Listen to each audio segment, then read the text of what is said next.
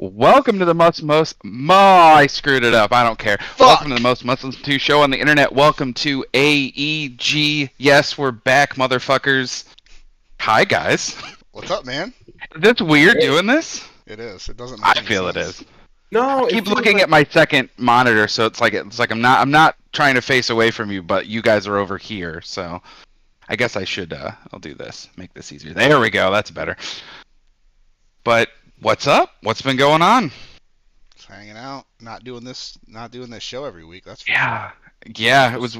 It's weird. I miss it.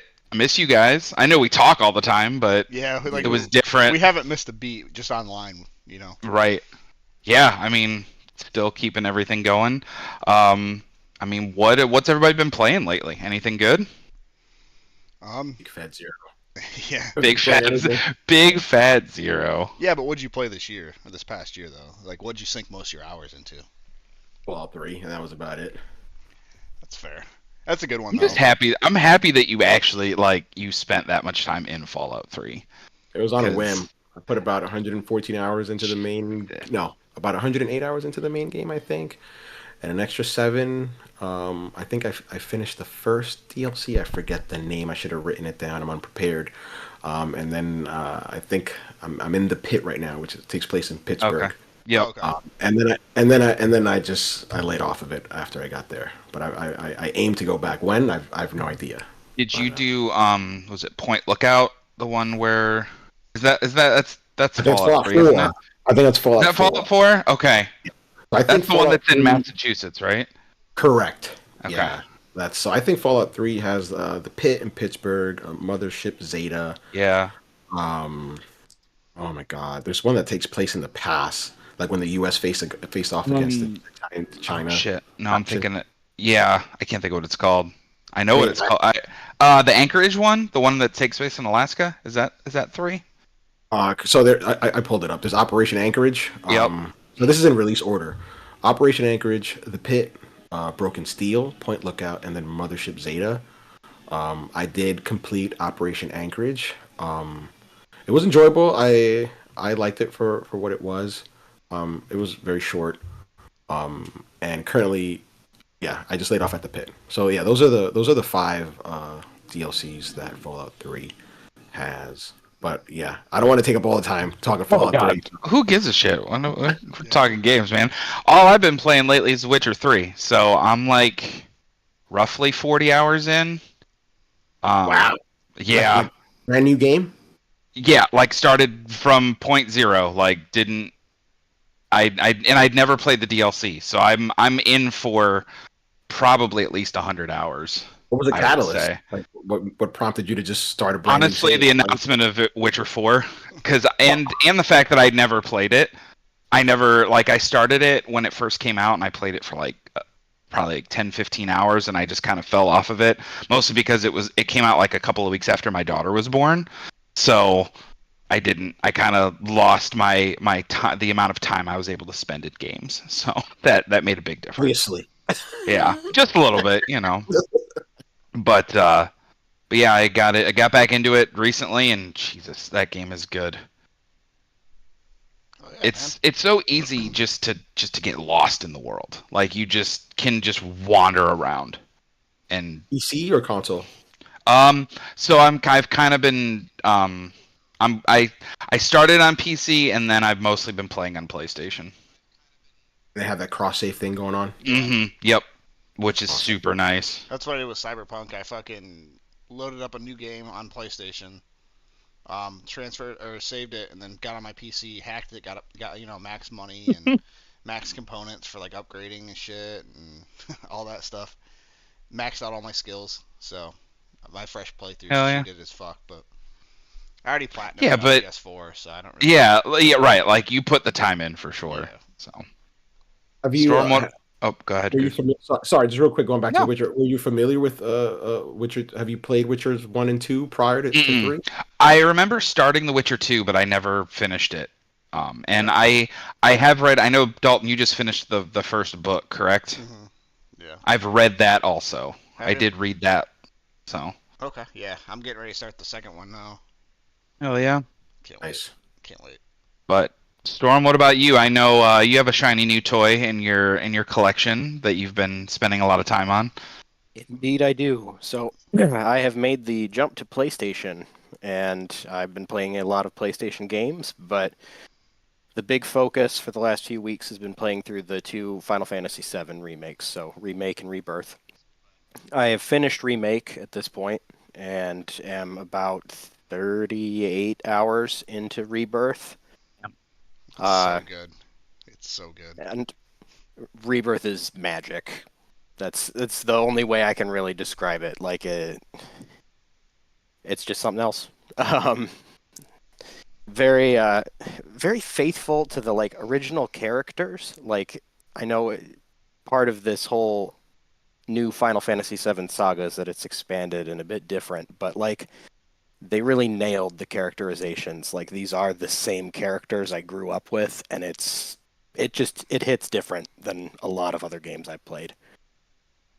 But yeah, other than that, like this last year has been like a year of Destiny and fantasy games. I also got really into Baldur's Gate. Oh, that game was fucking great. It was. I have to ask Storm in relation to your playthrough of Final Fantasy VII Rebirth, which you completed, correct? I haven't completed Rebirth. I completed Remake. Remake, okay. You completed Remake, and now you're on to Rebirth. So I've got two questions. The first one being, have you felt any sense of burnout yet? You know, just being stuck in that world so far, or you actually enjoy being in that world? I am dreading the end. Oh, wow. Okay. So, yeah, no burnout whatsoever. If I had the option to just play it from sun up to sundown for the next several days and experience the story, that's what I would do. But I'm an adult with other responsibilities, and I can't do that. Yep. Fair enough. And then my second question is this. Now, you guys know this probably. If not, I'll bring it up again. But I've never finished the original Final Fantasy VII on PS1, even though I'm wearing this shirt. So to whoever's listening or whoever No, I haven't either. So you're good, man. This is a safe space, okay? The internet. That's like a hole in my library in terms of games that many games that I haven't played. But my question is this: how much does nostalgia play into your enjoyment of the game, and how much have you gotten out of it that you otherwise wouldn't have had you not played that original first, PS1 game? It's a good question. I mean, for me, like I mentioned, one of the big things about it is that I grew up with these characters, and I feel like these remakes are extremely faithful to them. And because of that, I don't know how I would experience this game if I didn't have that. I think they're objectively good games. I think somebody who's never played a Final Fantasy before, but who likes an action RPG, could really get into it. And the world is laid out such that you don't have to have that knowledge. Yep. But having sunk like a maximum timer, like game timer, into Final Fantasy VII on PlayStation, I think it really, I don't know, I don't want to say corrupts my view of everything that's come after that, but it kind of does. Final Fantasy VII and 9 were like foundational to me as a gamer, even as a person to a degree. Oh yeah. Yep. Final Fantasy VII was my first Final Fantasy game, so like I would recommend them to anybody who's interested in like an action RPG with a deep story and characters that you can relate to. Not to mention great fucking gameplay. Like it's that so too. fucking solid all the way down through. Mm-hmm. Like, I mean, honestly, like you were saying, I'd never played the original 7, so I don't have that touchstone of nostalgia. I mean, I played it, but I never really got into it. Like, I tried it, played it for a couple hours on the original PlayStation, but it never clicked with me. And then, but with the lore of building up Cloud and building up Sephiroth and building up these characters, it still was exciting and interesting to me to play through Remake, to play through Rebirth. Like, I've beaten both of them, so it's like I get what I get the yin and the yang. Like if you're nostalgic to these characters, yeah, I'm sure it has a hell of a lot more like it's like seeing it through like nostalgia goggles of like this is what I thought of when I was a kid kind of thing, as opposed to this is just a great ass game in 2024 and 2020 and 2024 when these games came out. So right, but like that's the thing is obviously a first time player is gonna see these games. They're not gonna get that same feeling when you walk into a location that you saw back on like fucking polygonal fucking graphics back in the day on on PS1. But I don't know, like a lot of people always say like, man, I wish I could play that again for the first time. So I think Bioshock. That's the one for me. yeah. So I think this is I think we've all said that. so I think this is the perfect game to play for the first time in my opinion. Definitely. So I know Storm said he got a new toy, but I think the rest of us also did. Yes, we all got the PS5 Pro. Oh yeah, the rest I of forgot us. about that. Yeah. Yeah, I mean it's hard to like. I was like, what the fuck are you talking about, dude? Yeah. But what is everybody's thoughts? Like, do you think that it was a good move by Sony to make a pro version of the PlayStation? What do we how do we feeling after a couple of months with it? Yeah, I mean, why not? Apparently, it's selling really well, according to Sony themselves. So, all the trash talk and all that shit you saw online apparently didn't do much in terms of that. So, I don't know. I can't really speak to it too much because I bought it, but yet I still mainly play on my Portal. So, Right. kids take up the TV all fucking day long. So the only time, the only chance I get is when they're all Right. asleep. So, I'll go next. Admittedly, I was against the PS5 Pro when the rumors came out roughly about 18 months ago. yeah. I think at least I first got wind of them through Red Gaming Tech online, this YouTube channel, and I was vehemently against it. I'm like, I don't want to pay another X amount of money to have the latest and greatest, and here I'm coming off as if I have to buy it because I had to buy it. But I was totally against it. I'm like, we don't need this. Like, I don't think developers have really taken advantage of the current PS5 hardware. This generation, we've seen so many cross-gen releases between PS5 and PS4. I genuinely didn't think there was a need for it. But then when some of the rumors started to solidify, especially coming out of Digital Foundry, talking about PSSR, a bigger GPU, I sort of was like, oh, okay. Sony may try to do what Nvidia is doing with DLSS, right? Because that's what I'm like. If they can bring that to console, that'd be great. And that's essentially what they're kickstarting with this introduction of PS5 Pro. On its face, I think it's overpriced. Yeah. I think $699 for a console without a stand, without a disc drive. I think it's just a little too much. It is. I understand that it's an enthusiast console, but something tells me that with PS6, Sony's going to pull this again. Depending on how successful this is, I think Sony will definitely do that again. That'll be the base price. And I don't know. I think that kind of stinks. I don't want to pay $700. I'm kind of afraid that it's going to be even more than that. I'm kind of afraid they're going to try to shoot for that, $999, like fucking grand for a console. And it's like, yeah, if I'm going to spend $1,000 on a video game console, I'd buy a PC. I'd put money into a PC. I mean, at that point, it's like going the Apple route and just like do different pro alongside a base at the start. And I'd love for them to do that. I would prefer that. Same. Yeah. I'm like, just do that. So I think there will be another a PS5, 6, PS6 Pro next gen, just because these last two generations they've done it. And they both sold well.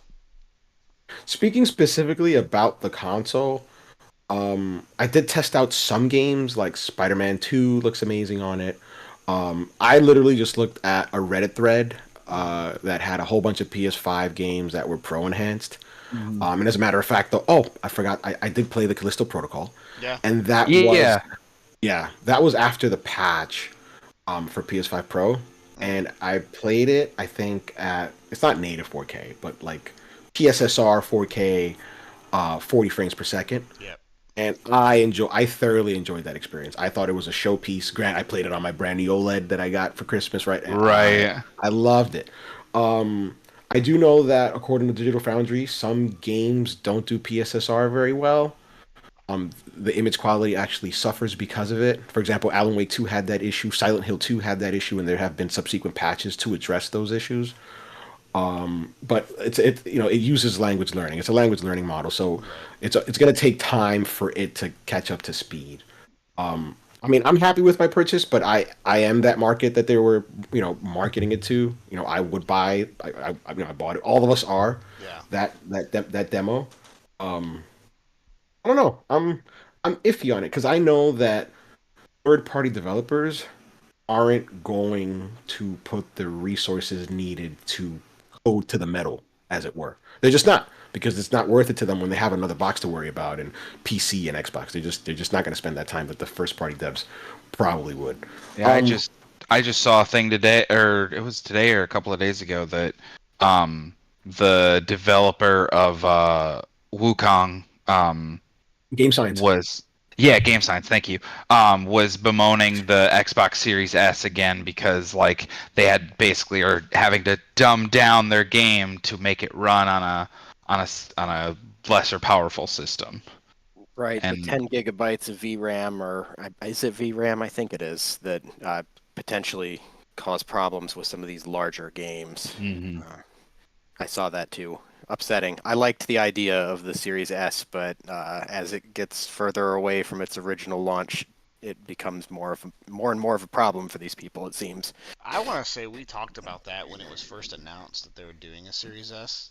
Like, I want to say like we all talked about it on this show before we like abruptly ended it, about how that could be a problem later in the generation. So it's kind of weird to see it kind of come. We were very prophetic in that way. Yeah. and I think that's the one I bought. So, but sorry, I think that console was meant to be a Trojan horse for Game Pass at that entry point of $299 when it launched. And I think that the reason that developers are bemoaning having to code to the least common denominator, at least, is because it just hasn't sold. So, Right. The PS2 was very hard to develop for, right? But developers weren't complaining about making games for it because it sold 150 million consoles. So there was a mass market to sell games to. Yeah. That Xbox doesn't have. Unfortunately, that's not the reality for any of the Xbox Series consoles. Unfortunately.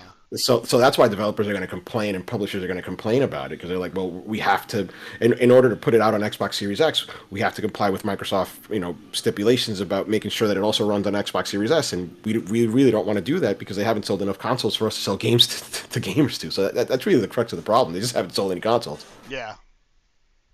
So that kind of gives a good segue to talk about Microsoft. What are you guys' thoughts about what Microsoft's been up to lately with basically almost, I think you said it in the Discord the other day, about becoming the Sega of this generation, where instead of having a dedicated console that's what they develop games for and they're all exclusive and all the first party stuff is tied to it, what do you guys think of their strategy of now they're starting to release some of their major, first party games on PlayStation, and what do you think that means moving forward through the rest of this generation? Speak last on this. Okay. Go ahead. I would say no. Goose, go ahead. You're gonna have the most to say, so I want you to get the ball rolling. I mentioned it on the Discord the other day. I use these words. I've been beating this drum for a very long time regarding Xbox and Game Pass. I thought that they had a vision in terms of, hey, we're never going to compete with Sony when it comes to hardware. We need to differentiate the market. We need to expand the market. How do we do that? You've had executives like Sean Layden from Sony and others mention that, console generation over console generation, we're selling to the same people. People like to mention, I think it's the 7th generation of consoles, PS3, Xbox 360, and the Wii. But that was an aberration, right? The Wii sold to grandmas and grandpas and people who wanted to lose weight. But once those folks decided, hey, we're not jumping in the next generation, the numbers went right back down to what they usually have been, according to Sean Layden. It's about 260 270 million people. We're selling to the, and I don't, not we, but the industry selling to the same people. And how can you milk them for more money? DLC, season passes, all this crapola that we're getting. It's because the market isn't expanding. And I was very happy that Microsoft decided to do this because I'm like, they're switching it up. Hate them or love them, they are switching it up. Unfortunately, it just didn't result in the sale of consoles for them, which is what I thought they were trying to do. Because I was stuck in that mentality of, hey, this is how the industry works, right? You put out a console, you lose some money up front, you make it up in terms of accessories and selling video games and subscriptions, but they grew too big by all these acquisitions, especially Activision. And I sort of thought that some games were going to be exclusive to the Xbox/PC platform, but they're just too big. I don't see that happening, and I would love for them. And they have somewhat said, hey, there's no red line. We're going to publish certain games on certain platforms. But I wish they would just open the floodgates and said everything that's coming to Xbox is coming to PlayStation. Just be outright about it. And I know they can't, right? They got investors and all that stuff. No, yeah, of course. But yeah, I'm shocked. I'm like, I'm waiting for Starfield. I have my Xbox Series X. It's in the living room now. We had Indiana Jones come out. I haven't downloaded it, and I'm not. I'm gonna wait for it to come out on PlayStation. Yeah, especially because that's instead, confirmed. Yeah. Well, and it's funny. I started playing it on Xbox, and I played about an hour, 2 hours of it, and I was like, no. I just it didn't feel right. It didn't feel right to be playing that on an Xbox. And I don't know why. I don't know if that's my unabashed Sony bias. I enjoy their consoles, at least in the last few years, way more. I enjoy their ecosystem more. I don't know if it's just my mind is not letting me do it, but I was like, you know what? I'm going to just wait. I'd rather give them, because I played it through Game Pass, so I'd rather give them the $60, $70 or whatever to play it on my PlayStation, to play it where I'm comfortable, where I want to play it on. And they're still winning because they're still making more money off of me than the, $20 Xbox Game Pass subscription that I could easily just take advantage of right now, but I would have loved to know if you would have played through had it not been confirmed for PlayStation. I probably would have, yes. Right. Because Indiana Jones was one of the games that I was so looking forward to. I'm a big, treasure hunter, like Uncharted, that style of world and story. I always gravitate towards, and I love Indiana Jones. I've seen all the movies and everything like that. So yeah, I probably would have played through it had they not said it's also coming to PlayStation in the spring. See, and that's the thing too. That's where they make their money too. Is going to be like people like me, because I wouldn't have played it. There's no way. Like, it's not even that I have anything bad to say about Indiana Jones as a whole. I've just never, I've never watched it, so it wasn't even going to be on my radar. But now that it's coming to PlayStation, and I see that it's got a fairly easy achievement list, I'm gonna get it. I'm gonna play it. And platinum it. It's pretty much going to be my introduction to Indiana Jones, though. I've never watched the movies, so I'm looking forward to it. Watch the first one. So I'm right there with you. I hadn't seen them. I just recently saw the first one, Raiders of the Lost Ark. It held up. It wasn't bad. I actually enjoyed it.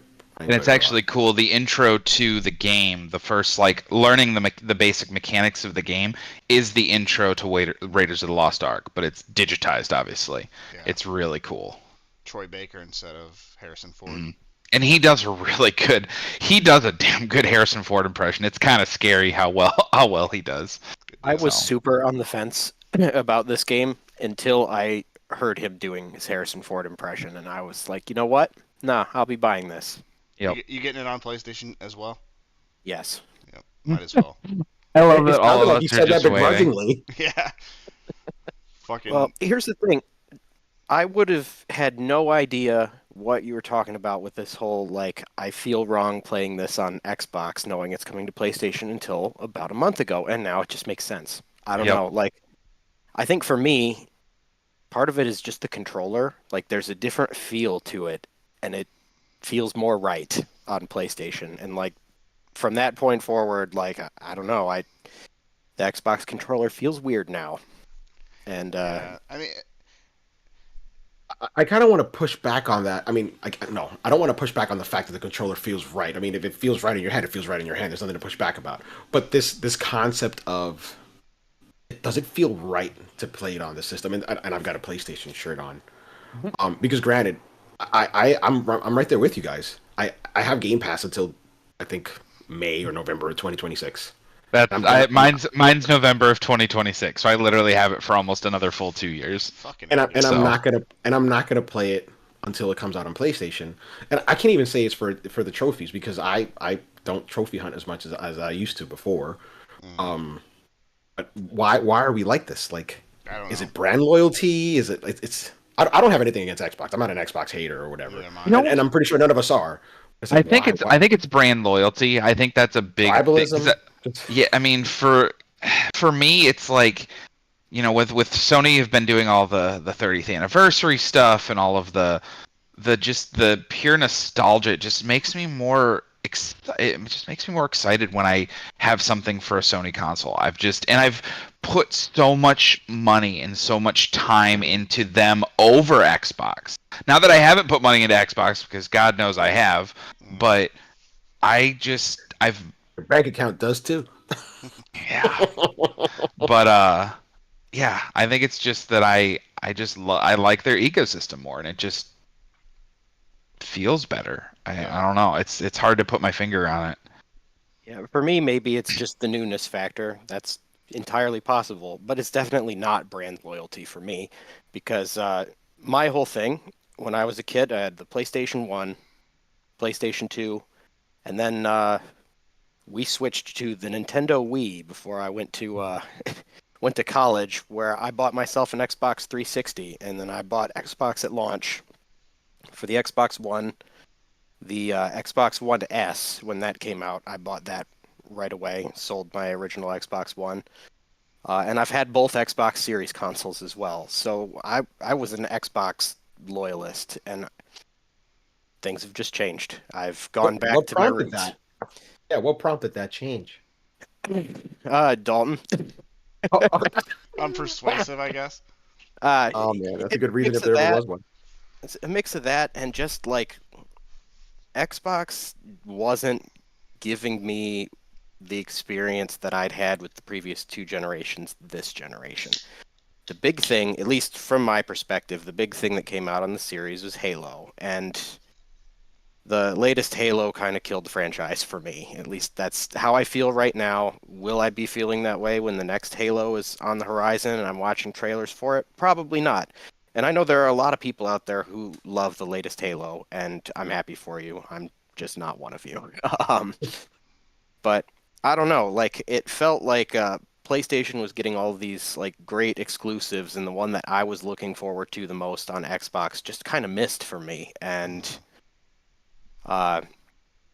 you know, everything else I could play on PC, and I'm a PC guy. I work on PCs. I build PCs for fun. My ideal day is to put on some music in the background and build a computer for somebody. Right. So if I'm looking for something like a game that's, you know, not exclusive and I want the best possible experience ever, I'm not looking at Xbox. I'm looking at the computer that's sitting right next to me for that, usually. The PlayStation, however, offers a lot of things that are exclusive or timed exclusive, and they have a reward system that works. It gets the dopamine going. And the controller is innovative, like I was saying. Like, starting up Astro's Playroom when I first got it, like, I was shocked at what this piece of plastic and chips could do. Like, the Xbox controller literally just feels like a chunk of plastic with, you know, the buttons. Nothing's really changed. The shape's a little different, but I was surprised at how, like, I don't know, how effective like the haptic feedback and adaptive triggers are at making a game more immersive. Like, I never would have thought that it really could do that with just a controller, but it did, and it's kind of got me hooked. Yeah, for sure. I agree with you in Astro's Playroom, and I'm assuming Astrobot for that matter, being sort of like a showcase for the DualSense. And not to be a Debbie Downer, because you know the Astro's Playroom is a pack-in with all PS5s, but it's like that's the peak. And it's Right. kind of unfortunate that a lot of developers haven't taken advantage of the DualSense the way that Asobi has with those two titles. I don't know, man. Horizon Forbidden West was great. That's one. That's a standout. I'm playing Yeah, through yeah. Feeling the tension. Yep, I'm playing through Hmm. Cyberpunk right now, and it is well. That takes advantage of it. There's quite a few games, man. But like you said though, there's not. I guess there's not a ton, but those two games are just those come to mind right away. I know Returnal did a lot with it too, with like if you're running through the area and you're in an area where it's raining, but then you go under like a cave or something like that, like you can feel the rain hitting the Hmm. controller, and then when you go under the cave it stops. Like it's a very like it's a simple thing, but it just makes you feel more like immersed. I mean, Yeah. other for lack of a better term. See, Yeah, my But thing is um I like to veg on the couch, so like obviously my PC is gonna be the best place to play games, but I like fucking laying on the couch and like a fat old man and playing games. That's my thing. So that's kind of why I've gone back to PlayStation mostly. That and the trophy system. I'm addicted. I have a problem. hey, Why don't you you tell us you a got little bit to about your journey? yeah. Yeah, why don't you tell us a little bit about that this year? How many did you rack up? 15, which was a personal best for me. I've never had my previous best was I don't know several years ago, like 2018 or so, at 13. So I beat that this year, and I think the portal played a big part in that. Obviously, I've got yeah, you guys saw my Speak to stats. that. Most of my Yes, please hours speak were to on the the portal. experience. Well, the thing is, man, my PlayStation's hooked up in the living room, and I don't like moving the shit around, and I don't like. I have a whole TV set up in the basement too. I could go down and play on that if I wanted to, but I don't know. I'm just a bum, man. I don't feel like doing shit like that. So once the Portal came out, I didn't have to. I could just boot that up and lay on the couch while the kids are watching TV, and I still get to hang out with my kids. You know, what I mean, I still get to sit there with my kids and stuff. I'm not off in some other room, and I don't know. I think that's what the biggest thing was for me is I can boot up my games in my Portal and then hang out with the kids. And if they're doing something crazy or whatever, I can just put it down real quick and go fuck with them for a little bit. And I don't know. It's just a big game changer for me personally. Like last year, so 2023, I only had 2 platinums, and then this year I've had 15. So the portal was huge for me, huge for dads with the kids and the wife and stuff like that. You get to sit in the same room and play with them. I think that's the big thing. I, I agree in the sense that once I got the portal, I started playing more Right. because like my workstation is also where I game. You guys see the TV behind me. And I'm like, sometimes I just don't want to be secluded in the room all day Yep. because I'm Hmm. working here 8 hours a day, and then once I'm done, I'm gonna spend a couple of hours more playing games. I'm like, that's not. I don't want to do that. So I totally hear you when it comes to just being able to play and spend time with your kids passively Hmm. and all the rest. Yeah. So, but and that's the thing too is obviously games aren't going to look as good on the portal as they are on on my 4K TV with my PS5 Pro, and then that definitely isn't going to look as good as my fucking PC on my 32 by 9 monitor, with that ultra wide. But it's just I don't know that portal, man. And Storm, I you're mean you're looking it's to get great one, that right? that Yeah, I am looking at it. I'm upgrading my Wi-Fi at home tomorrow to better support that ecosystem. So hell yeah.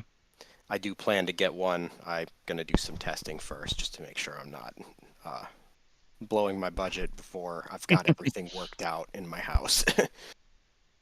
He's getting one. The wheels are in motion. If he's gonna spend time to do this Google Mesh network, he's gonna get a portal. He's probably Right. already got one on the way. I have a gift card that I've set aside. There you go. There you go. It's coming. It's happening, no doubt. It's good though, Dalton, that like that is something that like yes, the portal is not for everyone. I No, do I wish that Sony would have done a dedicated handheld? Absolutely. I'm still But hoping does for it it. well, same. But does it work for you? Yes, and if that's the case, then that you are exactly the target audience they were looking to reach. You know, Yep, so it worked out good. Steph, definitely. I'm gonna ask you. You mentioned about Sony doing a PlayStation handheld. Can you talk about handhelds for a bit? Yeah. Why not? Like, I mean, I wouldn't want Sony to come out with a PlayStation handheld. Why? I wouldn't because I'm like, Because you're gonna what buy am I it. gonna? So all right, so well, yeah, that right. I Yes, don't want to spend that. money on it, 100%. But I'm like, all right, let's look at the most popular one that's not named Switch, and that's I would guess that Steam that's the Deck. Steam Deck, right? Yeah. And what is it about the Steam that's made it so successful?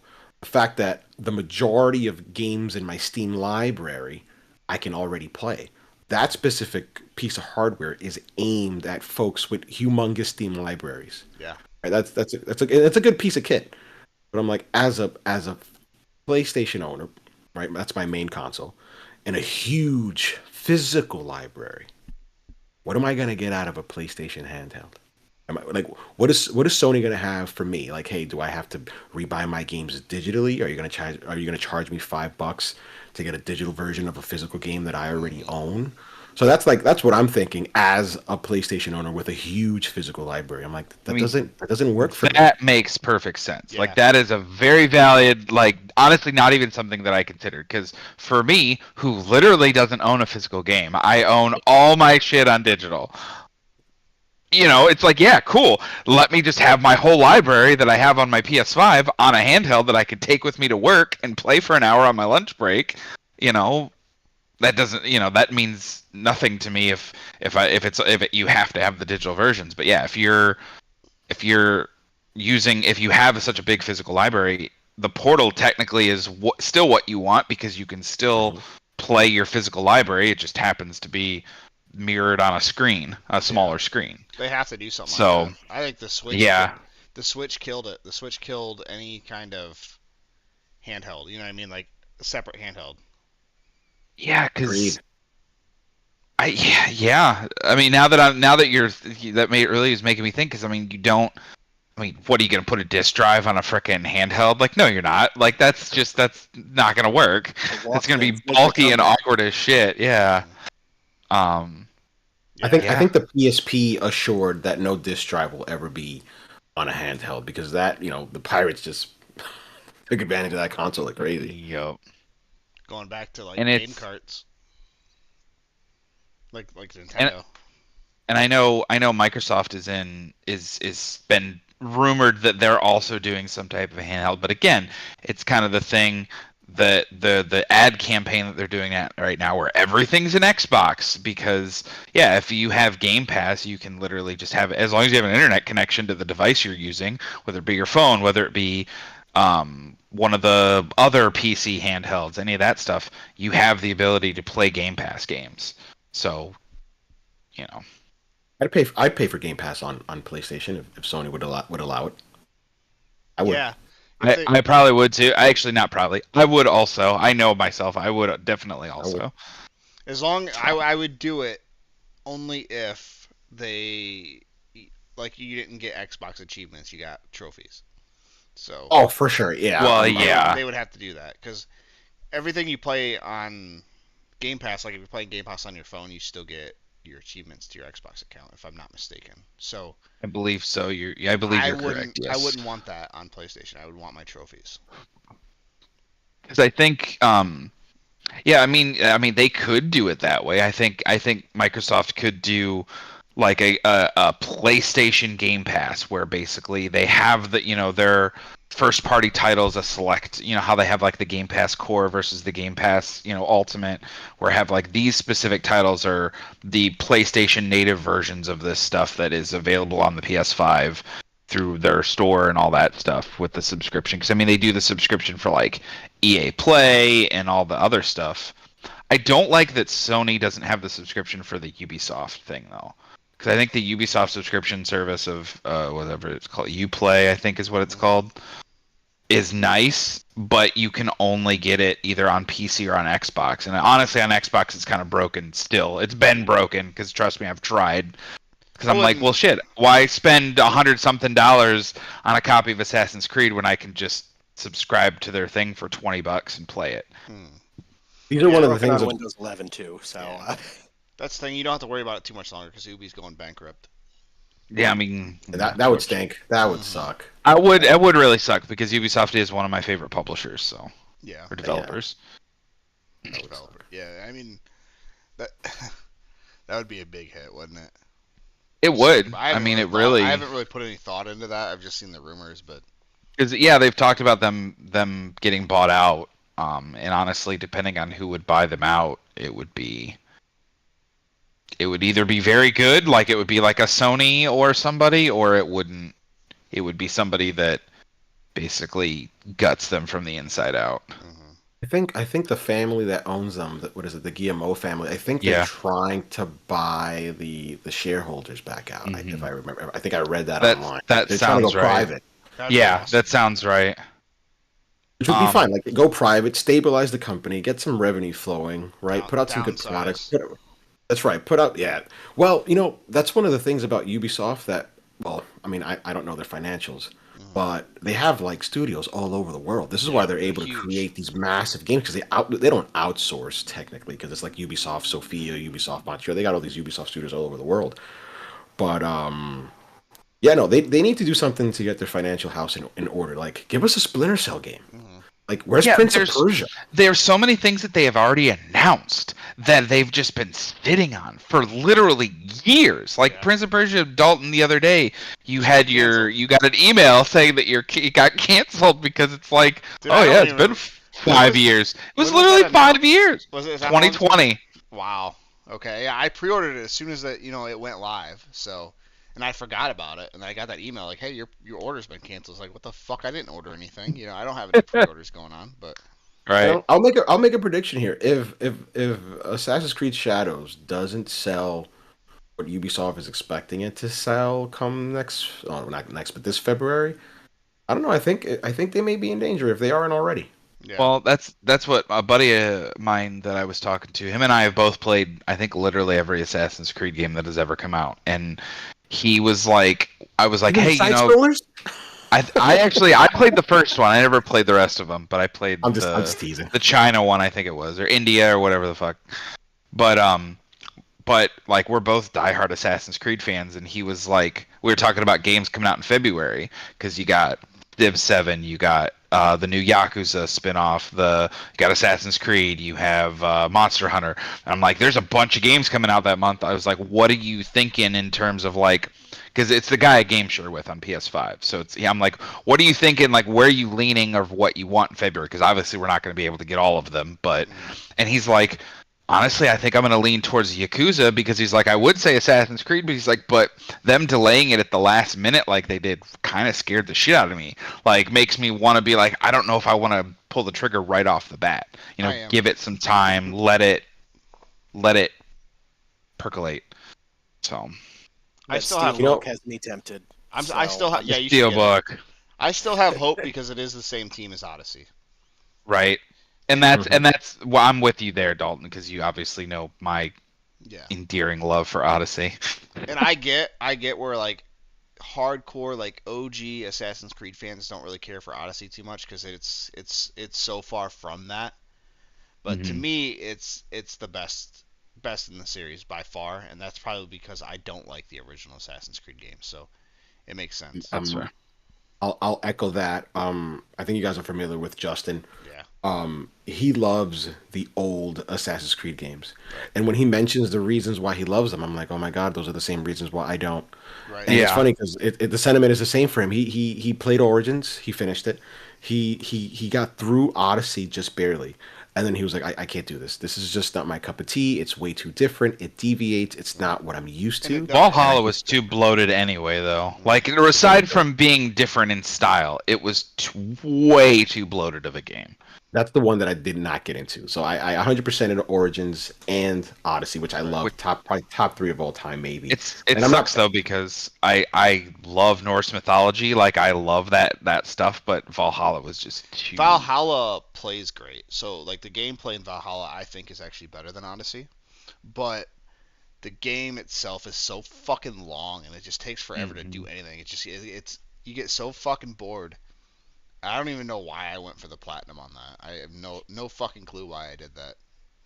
It was over 100 hours, I think. Yeah, I know, but it sucked. I haven't tackled that one yet. I feel like that one will break me. It almost broke me. Valhalla was my commitment at the beginning of the Xbox Series generation, and I thoroughly enjoyed it. I can see what you're saying that it's bloated, but at that time I had no budget for other games, so I was grateful for one that lasted me like That's 2 fair. months. That's where I'm like I've been realizing this over the last like couple of years is I get so excited and I'm like I gotta buy this game the day it comes out. I gotta play it, you know. But I'm getting to the point now where it's like, yeah, I've been playing The Witcher now for a few weeks and I'm like I don't have any desire to play anything else right now. Like and it's nice to just be able to, dig into a game, play it even though it came out 10 years ago. I'm getting to the point as I've gotten older, in my old age wisdom, I guess if you want to call it that, of I don't need to be the first person to play some of these games. There are exceptions to that rule, of course. If the Witcher 4 when it eventually comes out, Day one. the new Intergalactic, the new Naughty Dog IP, day one, no fucking question GTA in my 6 is mind. day one. GTA 6, like there are things that I will stop everything else that I'm doing to play, but the run of the mill, annual releases and some of that in some cases, like I don't need to worry about it anymore. We just talked about it. We could all literally play Indiana Jones right now if we wanted to. We all have access to it. And none of us are playing it. No, so yeah, I'm the same way, man. But I am getting Shadows day one because I loved Odyssey and. It's I want funny. that steelbook from Target. I want that red steelbook from Target. That's why I'm pre-ordering it because I know I'm not going to play it on day one. Yeah, I just want that steelbook. Oh, I'll play it on day one for sure. I gotta beat Jeff in that platinum race. Yeah, you'll Storm definitely get it before I will. Storm says he's not going to join the platinum race, but he is. He knows it. He already is. Don't let him fool. He's already got, I think, double what I have this year. You look so uncomfortable. In 24. Oh yeah, 24, 25. Yeah. I've only got one so far, and I don't have. Well, any that's in still 25. more than me. Yep. I was Dude, 90% of the way zero. to that already, though.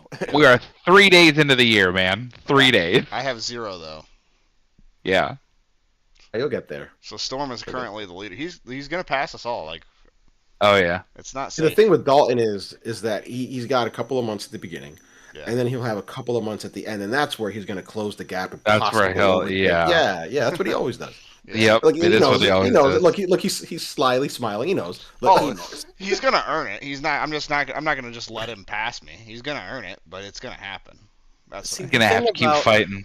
The thing about this race that would keep me from excelling are these specific gameplay focused things, and I swear every time we talk Yeah, about I'm the same Assassin's Creed, Dalton, I have to bring up the Valhalla Platinum and that insane technical trophy or whatever where you have to be on fire or whatnot to get it. And like that sucks. when I played that on Xbox, Pissed me I wanted off. to get all the achievements. I saw that one and I was like, you know what? No.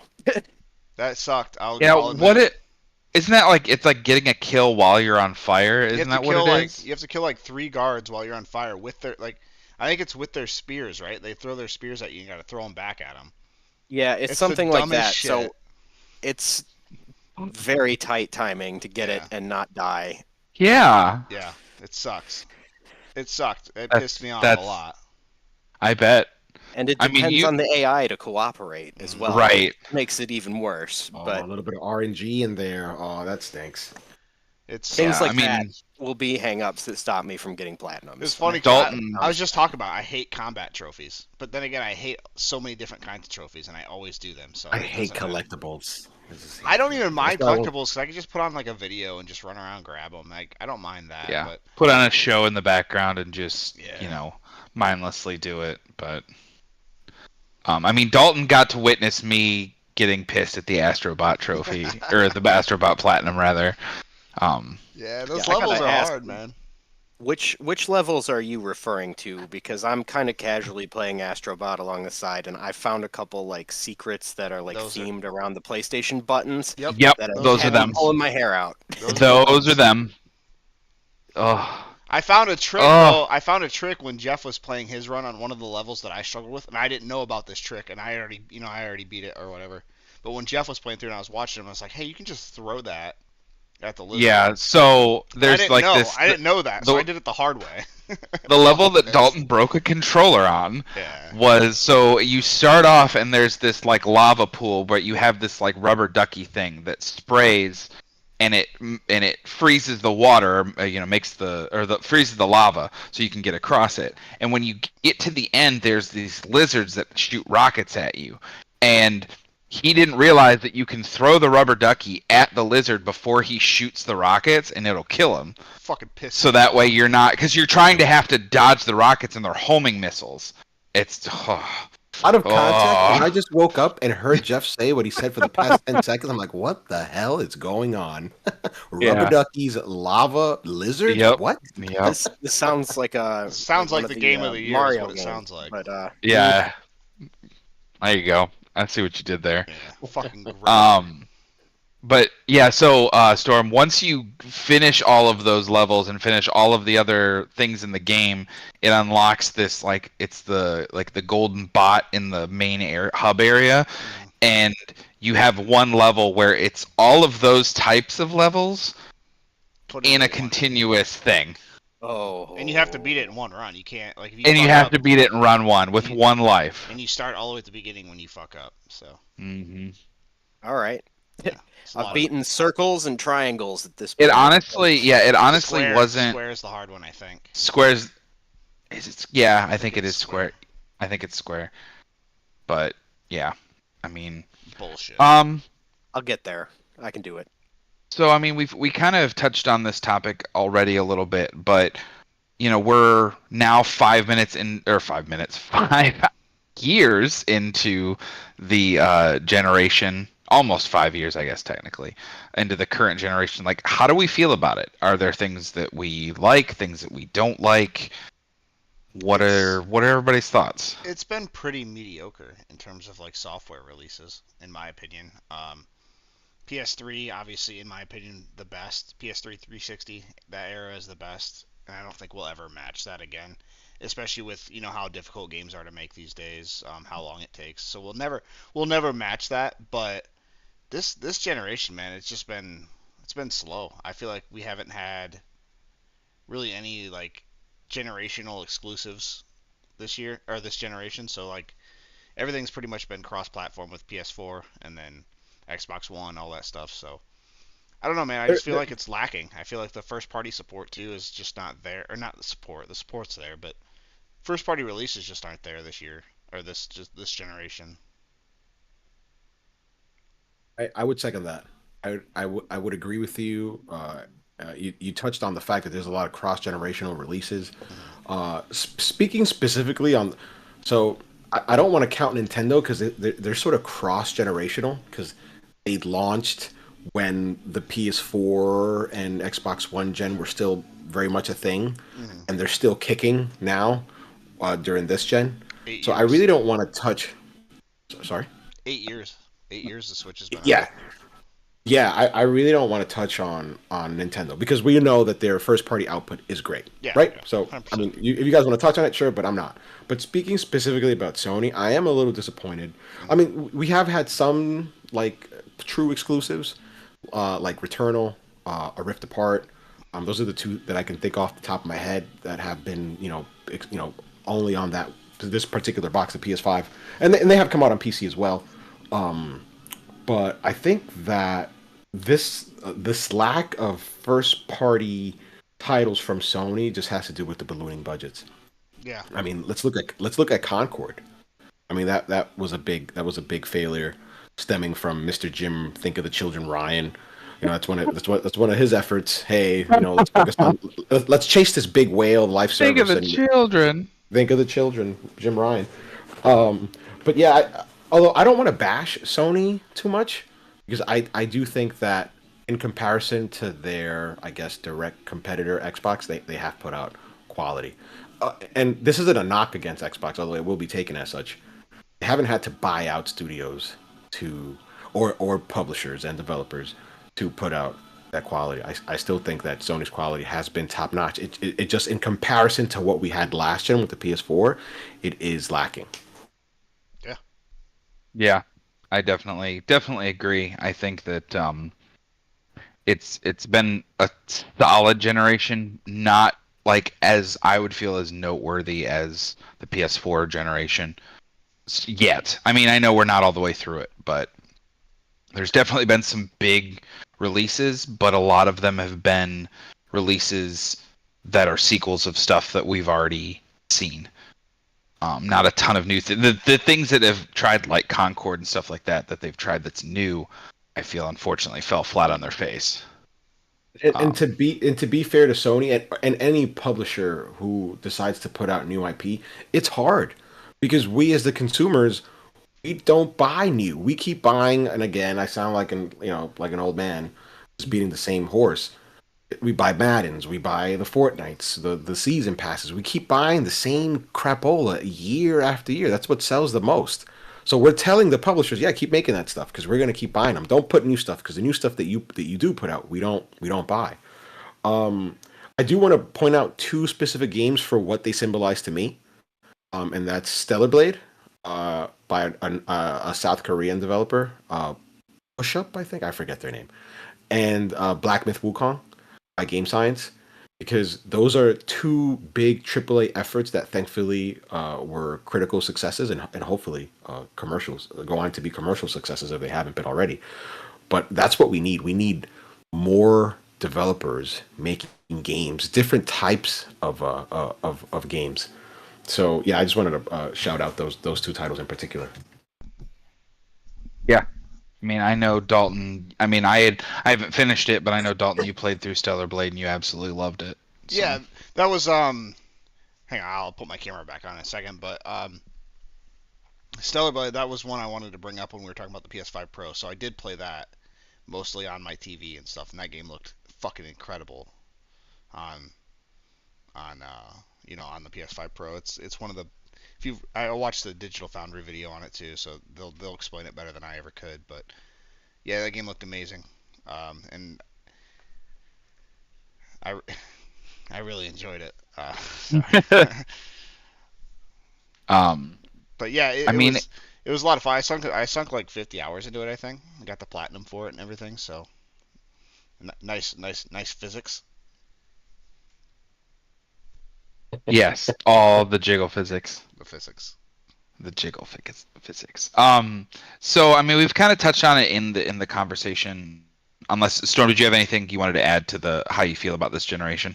Yeah, I mean, it's for me, it's an interesting like mix of things because, like I said, a few minutes ago, talking about Valhalla, the beginning of this generation, I got the Xbox Series S, and the only thing I had to play really for a while was Valhalla and games that were in my Xbox like backlog. So for a while, it felt like a drought, and I would say overall that's kind of the feeling of the generation.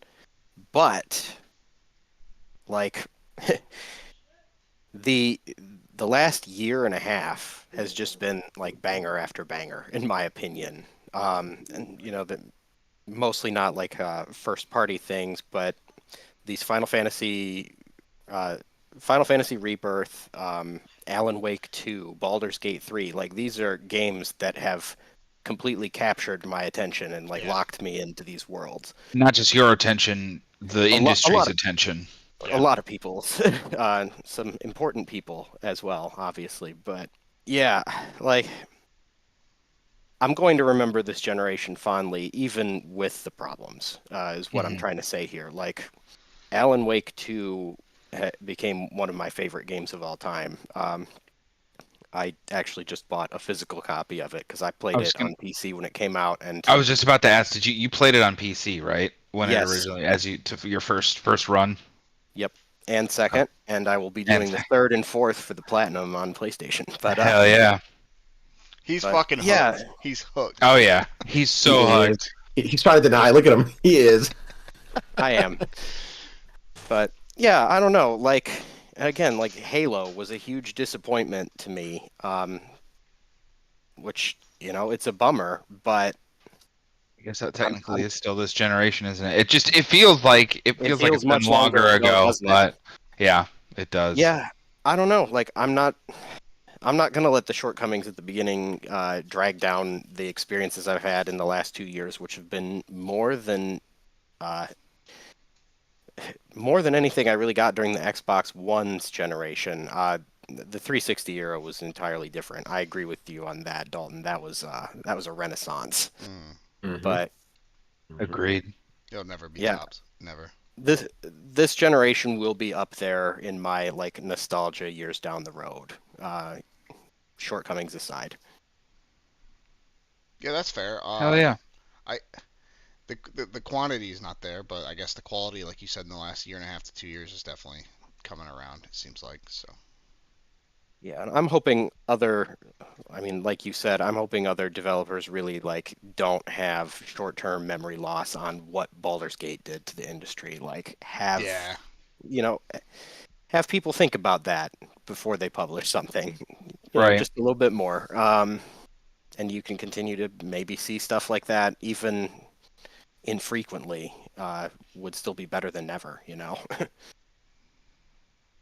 I mean, I think a lot of it nowadays, to me anyway, is there's such a focus on short-term experiences where you got to get the new battle pass and it's only available for blah blah blah X amount of months. You got to do it's all focused on bite-sized quick experiences where I'm the mindset of like Baldur's Gate and playing The Witcher recently, where it's like you can get lost in these worlds and get so dialed in where you don't need all the battle pass, you don't need all the frills, you don't need to constantly be pumping in money. If you take your time and you make the game the best it can be and just put it out there for the public, it'll hit. You don't need to keep nickel and diming and milking the cow for lack of a better term.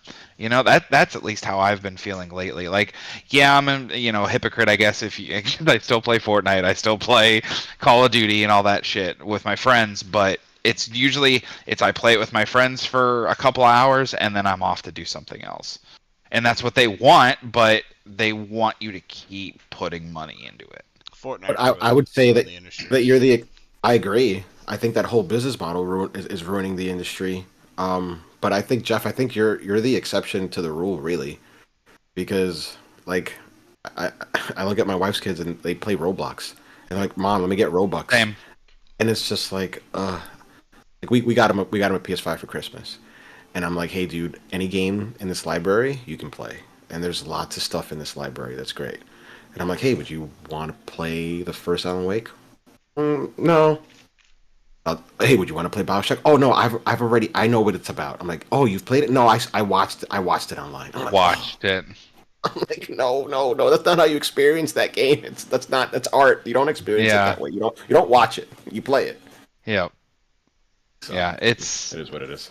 Yeah, it is. And I mean, I know we have like one other topic, and honestly, it's kind of a Debbie Downer bit of a topic with the layoffs and the studio closures that we've had over the last year. But I mean, it kind of feeds into like a lot of these business models that these companies or these developers are trying to do. They're trying to chase these trends. They're trying to keep, doing the same thing over and over and getting it to stick, and it's just not working. We talked about, Concord. We talked about Ubisoft possibly, being bought out. Yeah. Like all these layoffs and all of these people losing their jobs because these models are not sustainable anymore. So there was a big reason for that, and I'm pretty sure you guys are all familiar with that COVID bump, right? We were all home. We had excess money. We had those not all of us, but some of us had those $600 checks coming in from the federal government, right? And we were just, all right, let's just spend. And I think that executives, the C-suite executives at these gaming companies, they got a little carried away, and they thought that uptick was going to continue indefinitely, and they thought wrong. And because of that, a lot of people are now suffering because they just overhired, and now we're starting to come down, and now we're starting to normalize to what it should have been from the get, and now we're getting all these layoffs. Speaking to the business model, I'll give you an example. I just played the Callisto Protocol. Thoroughly loved it. I enjoyed it. My wife got it for me day one. I didn't play it until this year. That was what, 2 years ago, 3 years ago? I think it came out in 2021. 2021 or 2022, somewhere in there. One of those dates. Mhm. I think it came out in December. I may be wrong. That sounds accurate. Yeah. Krafton, I think it's a Korean publisher. They put like 100 million plus into this game over 5 years. They Brand got new they got the original dude that made Dead Space. Like That's they right. hired, Glenn Schofield. That's Thank right. you. He was. I knew it was. I couldn't remember his name. You nailed it. He was a creative director of this game. And now the numbers are coming out my ass because I'm not.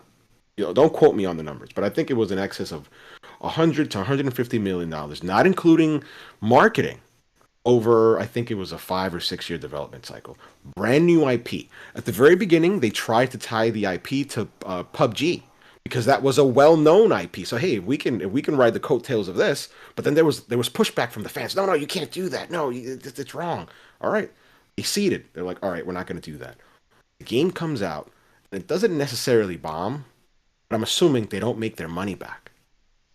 Now, they tried. I'm glad that they tried something new. But they weren't rewarded for it. We, us, the consumer, the gamers, we didn't reward them. We didn't buy the game. I mean, I know I did. I'm pretty sure some of you on here did. I bought it day one and played through it. But the vast majority of us did not. So we don't speak with our wallets. And again, I'm not saying us four, but we don't speak with our wallets when we complain about the industry trends. Right. Because we're at fault. Us, the consumer, we are at fault because we continue to reward the Fortnites. We continue to reward the Maddens and all this stuff. They're selling the season passes. They're selling the skins. They're selling the Robux or whatever. Robux. They're selling the Fortnite coins and all that shit. And then like whatever, all the virtual currency. V-Bucks. That's what I was thinking. It's selling. So why the fuck not? Like if you're the developer, why the fuck not keep doing it? You're printing money at that point. So. I always think fault, of right. It is. I always think of Yves Guillemot, that Ubisoft CEO. I think it was around the time that Unity came in 2014. Assassin's Creed Unity came out alongside Assassin's Creed Rogue, and like that wasn't too hot because of the glitches or whatever. And I think in an investor call, they asked them, like one of these investors or one of these analysts asked him, like, "Hey, we've seen that year over year your yearly Assassin's Creed titles have begun to ever so slightly dip." And I think his response to that was like, "Hey, as long as they keep buying them, we're gonna keep making them." Yep. And that's exactly what it is. That's exactly the Epics of the world. They're gonna continue making these Fortnite season passes as long as we keep buying them. Yeah, and I guess why not? Like, look, I don't know, man. I have so many negative things to say about it, but it makes sense. Like, I'm not saying it doesn't make sense. It just pisses me off. From a business perspective, it makes sense, but from a being the end consumer method, it fucking sucks. It's like these fucking kids these days, man. I'm telling you. There it is, Dalton. Yep. I'm telling you, man. I don't know. I know I'm getting old. I'm an old man. I understand, but I don't get it. I don't get it. We're old curmudgeons. I'm telling you, We are. This is our generation's version of the fucking get off my lawn. It doesn't make sense. Like, Yeah. I just hate it. I agree. Well, and it's like, so, I mean, my kid's 9. She'll be 10 here this year, but some of the things that she tells me about, like some of the things that she's interested in, like fucking some of the YouTube stuff she watches, like the Skibbity toilet and all that bullshit. And now they made a fucking Skibbity toilet skin in Fortnite. Like it's to the point where it's like almost so meta that it's pissing me off. My 6-year-old came in saying that, I don't know, not too long ago, and I'm like, dude, I don't know what the fuck you're talking about. Yeah, like what the fuck does Skibbity mean? It means nothing. Well then, just say nothing. Don't say this fucking made up word. The thing is, though, we did the shit too when we were kids, and I'm sure it drove our parents crazy. But like, of course, man, my mom said the same thing, so I get it. But my kid's already doing it. He's only, like I said, he's 6.5, he'll be 7 here in April, and it's just like it's the circle of life. It's cyclical. Yeah, it's like a cycle. My 6-year-old also did that recently. I heard him say it, and I was like, "What is that?" And he's like, "I don't know. They just say it." Well, and my response was, "Well, we don't do brain rot in this house." So Nice. Right. I haven't heard it since. yeah, Well keep that shit said. to yourself. Yep. I talk to my kids like they're grown men, so I was like, what the fuck does that mean, dude? Like, what are you saying? Like, and he doesn't know. He doesn't. He's like, I don't know. He's like, don't you fucking know what it means, Dad? That's my 3-year-old. That's my 3-year-old. Because the other day he like fucking stepped on me. I was like, ow, fucker. He's like, I'm not a fucker. You're a fucker. I was like, okay, all right, we're doing this. Okay, but no, it's I I don't know, man. Time's just passing us by. I think that's what it is. And Yep. Father Time's undefeated. yeah, it is. So I don't want to end on we're fucking Debbie Downer note. So it's not on our list, but I thought of another topic that I want to just kind of end our stream here with. Everybody, give me 3 games in 2025 that you're most looking forward to. Doesn't have to be any. We can all say the same games because I'm sure at least half of us on here are gonna say GTA 6. Absolutely. I'll kick it off. GTA 6. I'm very excited for that. I'm actually bummed that. So when the launch, not the launch trailer, but the trailer that gave like a release window, I remember I saw it. I was right next to my wife, and I'm like, I could die and not play this game. She was like, what? It's like fall of 2025. That's such a long time from now. Yeah. So yeah, GTA 6 is definitely up there. I can't think of a third one, but one that I'm very, very, very excited for. I've got 2. Is Death Stranding 2. Yep. Death Stranding 2. That's the other one. I'm so pumped for whatever this Kojima outing is next because I played the first one. I know there's a lot of abstract shit in there. We know that Kojima has like a lot of plot holes in his stories, and his stuff is messy. We know that, right? I'm not here to debate Kojima whether or not he's a genius. He is. But he is, yeah. I would like to think that I understood the message of the first game and what he was getting at. Mm-hmm. And I saw the trailer for the second one, and I'm like, what the fuck is going on? Like, I don't know what the hell is going on. But yeah, the Death Stranding 2. So excited for that. I can't wait. I hope it's an early 2025 title, like Q2, like Q1, Q2. May would be perfect. Yes. Nope. I hope it's November. Well, yeah, I understand. For your situation, I don't want you fuckers playing through it before I get a chance to. I hope it releases the same day you go back to work. I would. Oh, that's so sad. I'm gonna get fired. I think it will be November, personally. That's just my guess. It honestly probably will be later in the year. I am joking because like it is a selfish reason, but I had so much fun back like when we would all get the same game and we would all be playing this one game at the same time. It didn't matter what it was. Like when we all played. It's been a hot. Yeah, we played Red Dead 2 at the same time. We played Death Stranding at the same time. We played, you know what I mean? God of War. Yeah. God of War. Yeah, Ragnarok. And it's so fun. And the original. It could be the most dog shit game ever, and like it's just fun because we're sitting there, we're all bullshitting about it in Discord or whatever, and I don't know. I'm just looking forward to that again. I'm hoping that we all just sit down and play that game and get sucked into it like we did the first one. Yeah, those moments in time when we're all in this world and we just get to share and talk about it. Yeah, no, I hear you. I love that. Since I mean pretty much GTA and Death Stranding are 2 of my top 3, I will kind of throw a couple other ones out there that I'm really looking forward to. I'm really looking forward to the new Outer Worlds game, Outer Worlds 2, because I adored the first one, and Avowed also I think is going to be really good. And what was it? Oh, Metal Gear Solid Delta, the remake of 3. I think it's going to be. Yeah, I hope that comes out this year. I don't see why it wouldn't. I mean, it's pretty much from the gameplay they've shown. It's pretty much done, or you would assume that it would be. It was supposed to be January, but I don't think that's happening. I haven't heard anything. No. Anybody I mean, honestly, there's Borderlands 4. I am, but from the trailer, it just looks like more Borderlands. So until I see really what they're doing, what they're changing. I mean, it literally just looks like more of the same, which is fine because I love Borderlands, but maybe that's just what we need right now, more of the same. We need like to relive those PS3 360 days. I should be ashamed of myself. So because my brain couldn't scramble quick enough to think of games that may be coming out in 2025. Yeah. There is one that I did forget. Okay. Ken Levine's Judas. Yes. I can't believe I forgot that. I want to play Ken Levine's next game because BioShock 1, 2 to a lesser extent, although he didn't work on that, and BioShock Infinite are like some of my favorite games of all time. Yep. So I want to see what he does with Judas and his whole narrative Legos thing. Yeah, I really want to. I really hope that comes out this year. I would be really bummed if it doesn't. I mean, I mean, that's it's been been 11 years since Bioshock yeah, Infinite came out. It's been and a it's been long time. and Judas has been announced for a while. It's been announced for Like 4 or 2 years 5 now, right? years. I thought it was longer than that. What? No, actually, I'll look it up. Um, Yeah, I but think my three would be obviously GTA and Death Stranding. Those hands down the two. Oh, you're right. It's 2022. The reveal trailer was at the Game Awards 2022. Wow. okay. So it's been 2 years. Yeah. hmm And then even though I didn't really love the first one, I liked it, but I didn't love it. Ghost of Yotai or whatever the fuck it's called. Yes, yeah, I'm excited So for that one I'm also. excited for that. Like I said, I did like the first one. I know whenever we talk about it, I sound like a hater, but I liked it. I just didn't love it. But I am looking forward to the sequel. Same. And Assassin's Creed. Um, Assassin's Creed. Assassin's Creed. Storm, what about you? So again, Death Stranding 2, Avowed. I'm looking forward to.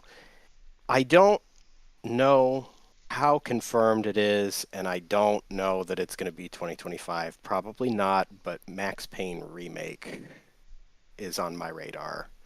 I will happily play through those again. I was too young to appreciate them the first time around, Mhm. so I would like to revisit that in a current format. Same. This 3 was super good. 3 was good. Fortunately, I gave up on Max Payne. I got stuck on that entire black room with the baby crying, and you're like walking on like this red bloodline. I just kept failing over and over again, and I was young. I quit. But that's my extent of my experience with Max Payne.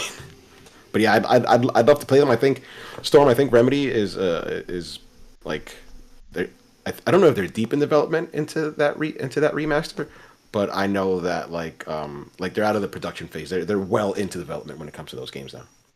Yeah, so within the next couple of years, I hope we'll be seeing it. I mean, I'm Remedy eagerly Remedy awaiting it. is becoming, if not has become, one of my favorite developers. Yeah, I mean, they they're great.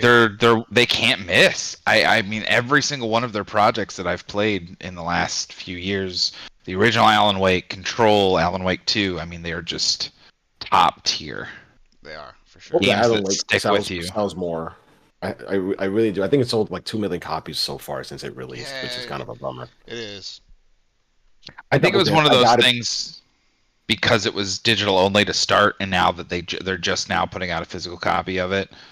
I think that was And a it was big exclusive to the Epic Game Store, no less, at the beginning. on I think, if I remember PC, correctly. On yeah. PC, yeah. Because I Man, still don't think it's come to Steam, has it? Am no, I okay? I didn't think so. that's a huge miss too. Did Epic? I think Epic funded development of that game, or am I making They that up? did, yeah. Ah, that explains it. So That explains it. I knew they played a part. I just wasn't sure how big. I'm it sure was. eventually it'll come to Steam. Like I would be shocked if it doesn't eventually come to it. But it's a Yeah. bummer because I mean if you don't like the Epic Games ecosystem on PC, then it's going to be hard for you to get over that hurdle to get one game. You No, know, Yeah. I don't use it. I don't like Epic. Epic, but I was downloading Alan Wake as soon as it was available. That's fair. On launch night, and I started it that night. I was That's way, fair. way later than I should have been, but It's nice to do that every once in a while. I think the last one I did that on was Spider-Man 2. Yeah. I like my girlfriend, well, ex-girlfriend now, but at the time had to.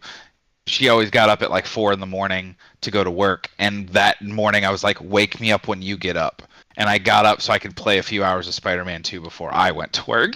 And I'm like, I gotta start it. I can't wait. So Yeah. I mean, maybe we'll That get that the. game came out. Go ahead. Sorry, go ahead. No, go ahead. No, I just wanted to say I remember that game specifically because I didn't want to get into it because it came out, I believe, on October 20th, and that game was so big that they actually Epic moved the release date for Alan Wake 2, I think, a week earlier because they didn't want to come up against that Spider-Man 2 tidal wave. that sounds And right. that game came out on the 20th, and I don't think I touched it because I was getting married in 8 days. And I'm Gotcha. like, I can't touch this until after. Oh, but it was enjoyable. I love Spider-Man 2. Yeah, Spider-Man 2 was great. Maybe we'll get that Black Flag remake this year, and then maybe that Sands of Time remake will finally come out. I'd just like to hear something about it. I don't need it to come out yet. You know, if they because they basically it sounded like from what they did was start over with it Yeah, we'll because see. people bitched about the art style. Yeah, I don't know, So. man. I don't know. I don't know what the fuck Ubi's doing. Hopefully they figure it out and fast. I mean, I honestly think if even half of the games that are announced for 2025 come out and are good, it's gonna be a pretty big ass year. Yeah. It's gonna be a good year across the And, board. and we're forgetting the elephant, but really not so elephant in the room, and that's the Switch 2. Yeah, I did forget I about mean, that. Yeah, I That's did going to too. buttress the rest of this generation. It I really mean, is. I'm pretty confident because it's gonna come out by the end of this year too. So I'm pretty I think it's confident. gonna. I think we're gonna hear about it probably within the next couple of months. Yeah. And we might get it by late summer, possibly. Because Yeah. I mean, the I see it being a Switch. holiday release. Yeah, because the original Switch was a what, March? March. Yeah. March 3rd. It came Yeah. out March 3rd, 2017. There you 8 go. fucking years. That's I never insane. forget it because my friend Julio got married that very same day, and I tell him, I'm like, I'll never forget your wedding date because you got married the same day. Because of the Switch. Uh-huh. Yep. Yeah. But yeah, God, this has been fun, guys. I missed this a lot. Oh, me too. And- Dude, this was awesome, man. We should definitely do this in less than 2 years. Yes, yeah. Let's shoot for a year next time. Yeah, And we'll or go- let's do it every like couple of months, like just Yeah, you know. like quarterly, every 3 months. Yes, I was gonna say like quarterly. Honestly, you took the thought right out of my head. Yeah, So we say that. I but think we that won't. would be. Yeah, we will. We'll make it work. Even though it did take us like what 6 weeks to make this work. Yeah, it I'm happens. glad we got it done. I'm glad. Yeah, but it's the holidays, so we were waiting for it to get better. But Yeah, thanks. Thanks for everybody that tuned Yeah. in because we had a couple viewers there for a little bit. hell yeah, A couple people commenting, so I appreciate that. Oh, awesome. hell Yeah, it was fun. It was good to be back. Let's get into it again. Like you said, we'll try again here in like 3 months. Let's try to do it before I go back to work. deal. Yeah, that But, deal. So For end, sure. yeah. end of March or something. Sounds good to me. But all right, everybody, thanks for watching and tuning in, and we'll see you hopefully within a couple of months. Later, guys.